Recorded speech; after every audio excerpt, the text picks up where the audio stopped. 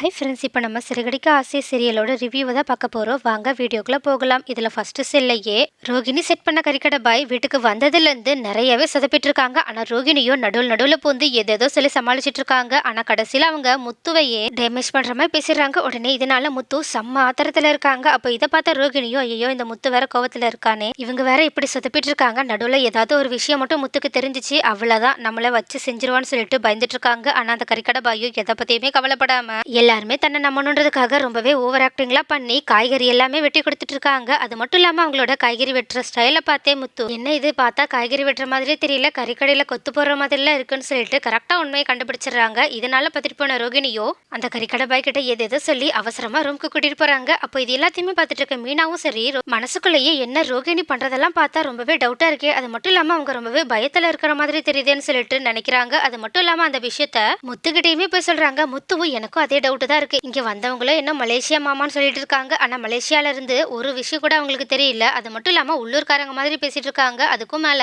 இந்த ரோகிணி வேற திருன்னு முழிச்சுக்கிட்டே இருக்கா. எனக்கு தெரிஞ்சு இந்த ஃப்ராடு மறுபடியும் ஏதோ ஃப்ராடு வேலை பண்ணுது நினைக்கிறேன், வா வேணா பின்னாடியே போய் பாப்போம்னு சொல்லிட்டு அங்கிருந்து மீனாவை கூட்டிட்டு ரோகிணி அவங்க மாமா கூட பேசுறதை கேட்கறதுக்காக அவங்க பின்னாடியே தெரியாம போறாங்க. ஆனா அப்போ அவங்க ரெண்டு பேருமே எந்திரிச்சு போறதை பார்த்த விஜயாவும் என்னடா எந்திரிச்சு போற, என்ன இந்த வேலையில இருந்தாலும் தப்பிக்கலாம்னு நினைக்கிறியோ, அது மட்டும் இல்லாம உன் பொண்டாட்டியும் கூட்டிட்டு போற, அவ தான் அடுத்த எல்லா வேலையும் செய்யணும்னு சொல்லிட்டு மிரட்டுறாங்க. உடனே இதை கேட்ட பாட்டியும் என்ன விஜயா என் பேரை நல்லா மிரட்டிட்டு இருக்க, நான் தான் ஃபர்ஸ்டே சொன்னல என் மருமகளான நீ தான் இந்த வீட்டு வேலை எல்லாத்தையும் செய்யணும், இதுக்காக மீனா கிட்ட மறுபடியும் வேலை வாங்குற, போ என்னென்ன வேலை இருக்கோ அதை நீயே பண்ணு அப்படின்னு சொல்லிட்டு மீனாவையும் முத்துவும் பார்த்து நீங்க போங்கம்மா உங்களுக்கு என்ன வேலை இருக்கோ நீங்க அதை போய் பாருங்கன்னு சொல்லிட்டு அவங்க ரெண்டு பேரையுமே அங்கிருந்து போக சொல்றாங்க. உடனே இதை பார்த்த முத்துவும் பாட்டியை ரெண்டு பாராட்டிட்டு மீனாவை கூட்டிட்டு ரோகிணி அப்படி என்னதான் திருட்டு வேலை பண்றாங்கன்றதை கண்டுபிடிக்கிறதுக்காக போறாங்க. ஆனா இது தெரியாத ரோகிணியோ அந்த மலேசியா மாமாவா நடிக்க வந்தவங்களை வெளுத்து வாங்கிட்டு இருக்காங்க. அது மட்டும் இல்லாம செம்ம கோவத்தோட அவங்களை திட்டிட்டு இருக்காங்க. அப்போ கரெக்டா அங்க போன முத்துவும் மீனாவும் என்ன இந்த ரோகிணி இவ்வளவு கோவமா அவங்களோட மலேசியா மாமான்னு கூட பார்க்காம திட்டிட்டு இருக்கா, ஆனா அந்த ஆளும்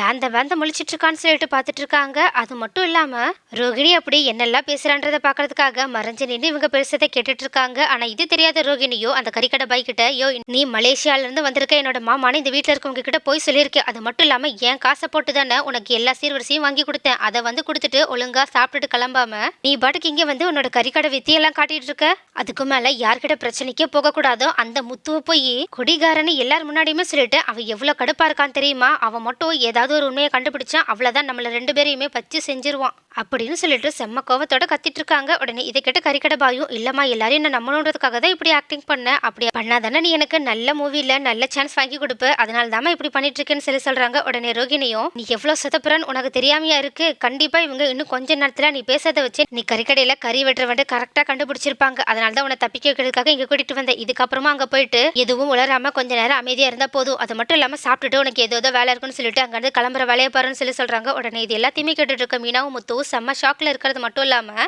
முத்து சிரிச்சுக்கிட்டே இந்த ரோகிணி வசமா மாட்டிக்கிட்டா, இதுக்கப்புறம் பாரு என்னோட ஆட்டத்துன்னு சொல்லிட்டு மீனகிட்ட செம்ம கெத்தோட சொல்லிட்டு இந்த கறிக்கடை பாயோட உண்மையை எல்லாரும் முன்னாடி போட்டு உடைச்சு அந்த ரோகிணியோட ஃப்ராடுத்தனத்தை நான் சொல்லதான் போறேன்னு சொல்லிட்டு இருக்காங்க. அது மட்டும் இல்லாம என்ன குடும்பத்துக்கு முன்னாடி குடிகாரன்னு கேவலப்படுத்துறாங்களா, இவ இனிமே எப்படி கேவலப்பட்டு நிக்க போறான்னு பாருன்னு சொல்லிட்டு மீனா கிட்ட சொல்லிட்டு இருக்காங்க. மீனாவும் மலேசியா மாமான்னு எதுக்கு போய் சொல்லி ஒரு ஆளை வர வைக்கணும், ஏன் உண்மையான மாமாவையே கூப்பிட்டுருந்தா நம்மளாம் நம்பியிருப்போம்னு சொல்லிட்டு இருக்காங்க. உடனே முத்துவும் யாருக்கு தெரியும் இவ சொல்றது எல்லாமே பொய்யா கூட இருக்கலாம், எல்லாத்தையும் இந்த குடும்பத்துக்கு முன்னாடி உண்மையை உடைச்சதுக்கு அப்புறம் அவ வாயிலேருந்து நம்ம கேட்டுக்கலாம்னு சொல்லிட்டு இருக்காங்க. ஆனா இது தெரியாத ரோகிணியோ ரொம்பவே கூலா அவங்களோட மலேசியா மாமாவை கூட்டிட்டு வெளியே வராங்க. நெக்ஸ்ட் என்ன நடக்கும், முத்துக்கு எப்படியோ உண்மை தெரிஞ்சிச்சு, அதனால கண்டிப்பா ரோகிணியை மாட்டி விடதான் போறாங்க. ரோகிணி அடுத்து இந்த விஷயத்துல இருந்து தப்பிக்கிறதுக்காக என்னதான் பண்ண போறாங்க, அடுத்து என்னதான் நடக்க போகுதுன்றத அடுத்த வீடியோல பார்க்கலாம்.